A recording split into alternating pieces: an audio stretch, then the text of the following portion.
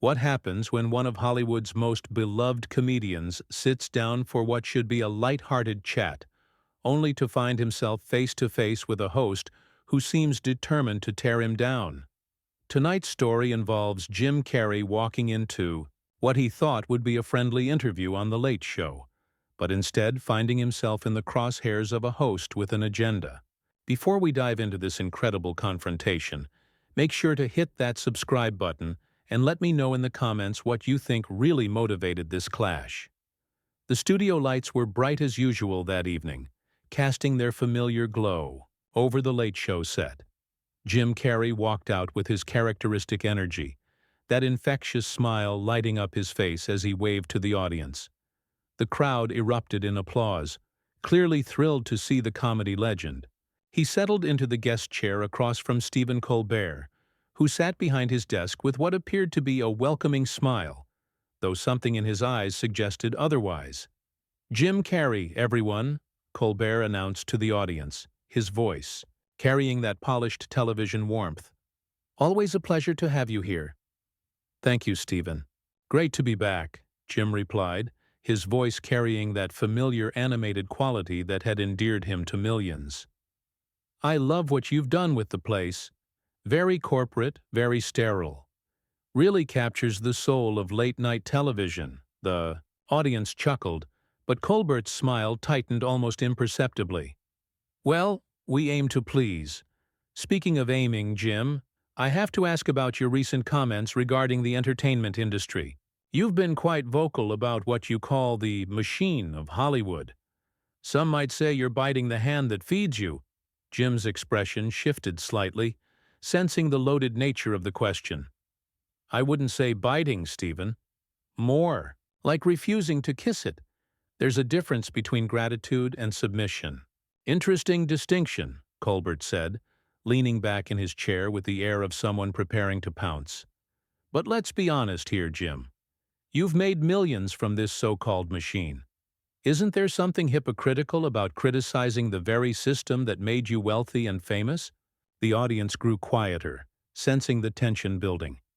Jim's eyes narrowed slightly as he processed the accusation. "Hypocritical? Stephen, I think you're confusing honesty with hypocrisy. Just because I've succeeded within a system doesn't mean I can't recognize its flaws. In fact, it gives me a unique perspective." "A unique perspective," Colbert repeated, his tone now carrying a hint of mockery. "Or maybe it's just easy to criticize when you're sitting pretty with your mansion and your millions. Tell me, Jim, when you're speaking out against corporate greed and the soullessness of the industry, are you doing it from your yacht?"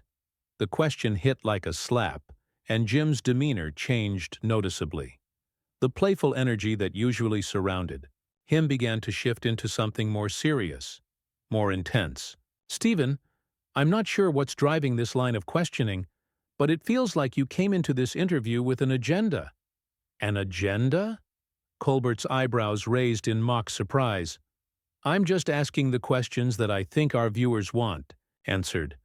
"Isn't that what journalism is about?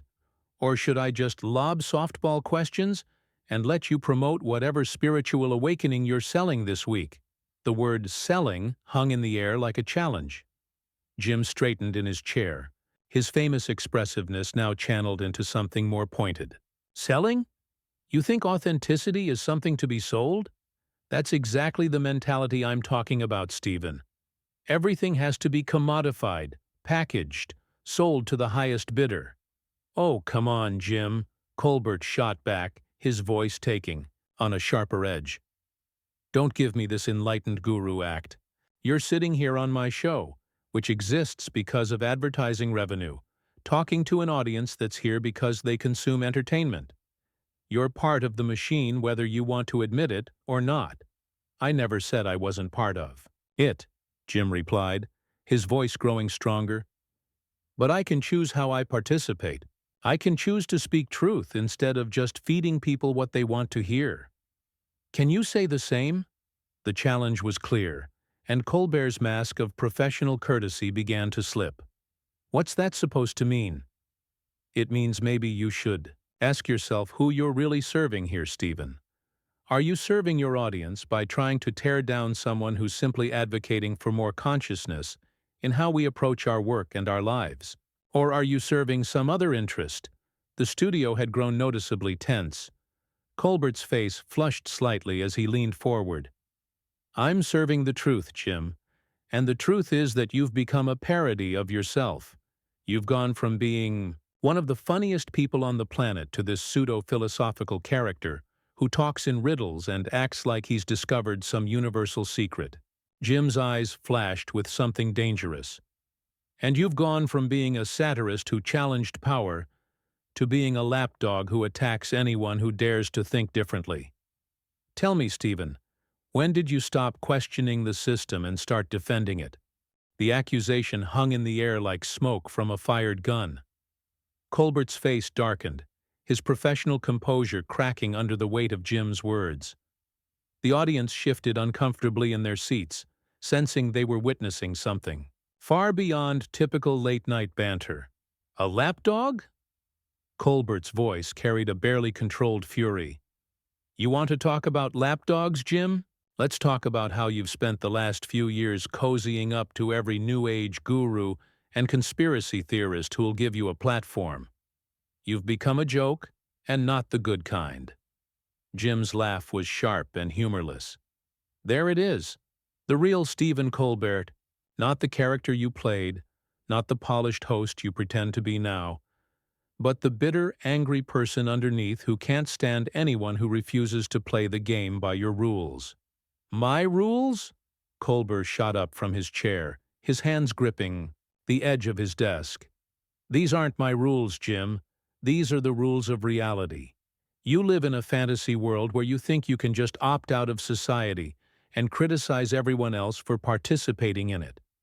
I never said I wanted to opt out, Jim replied, remaining seated but his voice growing more intense. I said I wanted to opt up to something better, to something more meaningful than this performative outrage you're displaying right now. Performative? Colbert's voice cracked slightly. You want to talk about performative? Every interview you've done in the past 5 years has been a performance. This mystical, enlightened Jim Carrey who speaks in metaphors and acts like he's above it all. It's exhausting, Jim. And frankly, it's insulting to people who actually work for a living. The camera caught Jim's face as it transformed, his features shifting from surprise to something approaching pity. Stephen, listen to yourself. You're so angry, so defensive. What happened to you? You used to challenge authority. Now you are the authority, and you're using that position to attack someone for simply suggesting there might be a better way to live. Don't psychoanalyze me, Colbert snapped, pointing an accusatory finger across the desk. I know exactly who I am and what I'm doing. I'm holding a mirror up to someone who's lost touch with reality and thinks that makes him profound. A mirror? Jim stood up slowly, his full height imposing even in the bright studio lights. Stephen, if you want to hold up a mirror, try looking in it yourself. When did you become so invested in tearing people down instead of building them up? When did your comedy become about punishment instead of healing? The audience was completely silent now, witnessing what felt more like a psychological confrontation than an interview. Colbert's breathing was noticeably heavier, his composure completely shattered. Healing? Colbert's laugh was bitter and sharp. You think you're here to heal people? You're here to sell books and promote whatever spiritual workshop you're peddling. You're a businessman, Jim, not a messiah. And you're a corporate spokesperson, not a journalist, Jim fired back without missing a beat. At least I'm honest about my journey and my mistakes. You're sitting there pretending to represent truth while serving whoever signs your paycheck. Colbert's face went white, then red. How dare you question my integrity? I've spent my entire career holding powerful people accountable. Except yourself, Jim said quietly, but his words carried across the silent studio like thunder. Stephen, you've become everything you used to mock. You've become the establishment mouthpiece that your old character would have skewered mercilessly. That's enough, Colbert said, his voice shaking with rage. I won't sit here and be lectured by someone who's clearly having some kind of extended midlife crisis, disguised as spiritual awakening." Jim's response was calm, which seemed to infuriate Colbert even more. "The fact that you see seeking meaning and consciousness as a crisis tells me everything I need to know about where you are spiritually, Stephen." "Spiritually?" Colbert practically shouted. "This isn't about spirituality, Jim. This is about you, thinking you're better than everyone else because you've read some books and done some meditation. You've become insufferably arrogant." "And you've become insufferably cruel," Jim replied, his voice carrying a sadness that cut through the tension. "When did making people laugh become about making them feel small? When did entertainment become about punishment?" Colbert was pacing now behind his desk, his movements jerky and agitated. "I'm not punishing anyone. I'm asking legitimate questions about your credibility and your motives." "No, Stephen. You're attacking me because I represent something you've lost," Jim said, retaking his seat but keeping his eyes locked on Colbert. "I represent the possibility that there's more to life than this performance, this endless cycle of manufactured outrage and hollow entertainment." "Lost?" Colbert whirled around to face him. "What have I lost, Jim? Please enlighten me with your wisdom." Jim was quiet for a long moment, studying Colbert's face with what appeared to be genuine compassion. "Your curiosity, your joy, your willingness to explore possibilities beyond what you already know. You've become so committed to being right that you've forgotten how to wonder if there might be something you don't understand." The words hit Colbert like a physical blow. His face contorted through a series of expressions, rage, hurt, confusion, before settling into something cold and dangerous. The studio audience sat in stunned silence, witnessing what felt like a public breakdown disguised as an interview. "Wonder?" Colbert's voice was low now, barely controlled. "You want to talk about wonder, Jim? I wonder what it's like to be so completely detached from reality that you think you can come on my show and lecture me about my own life." "I'm not lecturing you, Stephen," Jim said softly. "I'm trying to reach you, the person you used to be, before you became this angry, defensive version of yourself." "Stop," Colbert said, holding up a hand. "Just stop with the therapeutic routine. You're not my doctor, you're not my guru, you're not my spiritual advisor. You're a guest on my show, who's clearly forgotten how this works." Jim's eyebrows raised slightly. "How what works? The part where I'm supposed to smile and nod while you attack my character? The part where I'm supposed to pretend your hostility is just good television? The part where you show some respect for the format and the host?" Colbert shot back, his voice rising again. "You can't just come in here and turn my show into your personal therapy session." "Therapy session?" Jim's voice carried a note of genuine incredulity. "Stephen, you're the one who started this. You came out swinging from the first question. I've been trying to have an honest conversation while you've been trying to score points." Colbert leaned forward, his hands flat on the desk. "Score points? This isn't a game, Jim. This is about accountability, about calling out someone who's become a caricature of wisdom without any actual substance." "And what would you know about substance?" Jim asked, his voice still calm but carrying an edge now. "When was the last time you said something on this show that wasn't approved by a room full of writers and network executives? When was the last time you took a real risk?" The question clearly struck a nerve. Colbert's jaw tightened, and for a moment he seemed to struggle for words. "Every night I go on television and try to make sense of an insane world. Every night I try to bring some clarity to chaos."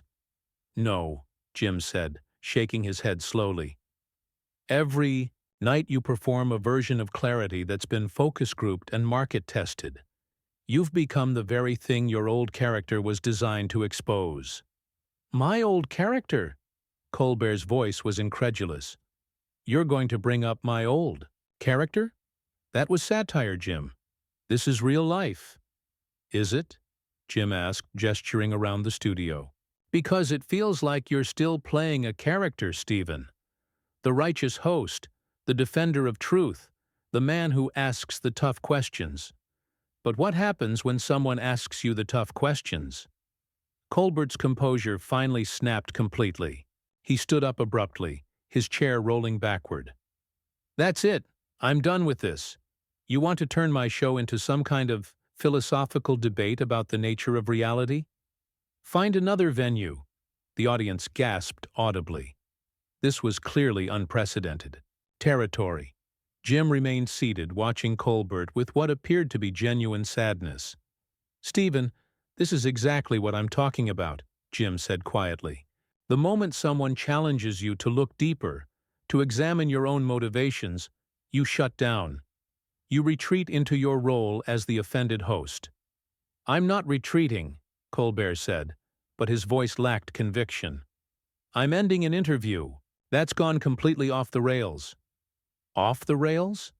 Jim stood up slowly, his movements deliberate and calm. Or off script. Maybe that's what really bothers you, Stephen. The fact that this conversation isn't following your predetermined narrative. Colbert was signaling frantically to someone off camera now, his professional mask completely abandoned. We need to go to commercial. Now. Running away from the conversation? Jim asked, his voice carrying across the studio. That's not very brave for someone who claims to be seeking truth. I'm not running away from anything, Colbert snapped, but he was already moving toward the side of the stage. I'm ending this circus, Jim called after him, his voice clear and projecting to every corner of the studio. The circus was already here, Stephen. I was just pointing it out. Colbert stopped and turned back, his face a mask of fury. You know what, Jim? You're right about one thing. This is a circus, and you're the biggest clown in it. The insult hung in the air as Colbert stormed off the stage, leaving Jim standing alone under the bright lights. The audience sat in shocked silence, unsure how to react to what they'd just witnessed. Jim looked out at the crowd, then directly into the camera. Ladies and gentlemen, I think we just witnessed what happens when someone who's spent their career hiding behind characters and scripts is asked to be real for a few minutes. Security personnel began moving toward the stage, clearly indicating that Jim's time was over. He nodded to the audience with a slight smile, the same one he'd entered with, though now it carried a different meaning entirely. Sometimes the truth is uncomfortable, he said as he walked toward the exit. But it's still the truth.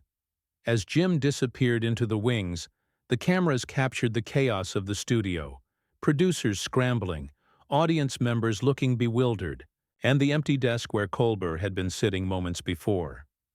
So there you have it, one of the most explosive confrontations in late-night television history.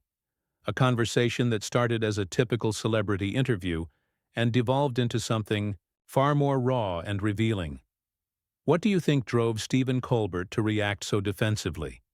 Was Jim Carrey out of line, or was he simply holding up a mirror that Colbert didn't want to look into? Drop a comment below with your thoughts, and don't forget to subscribe for more incredible stories like this one.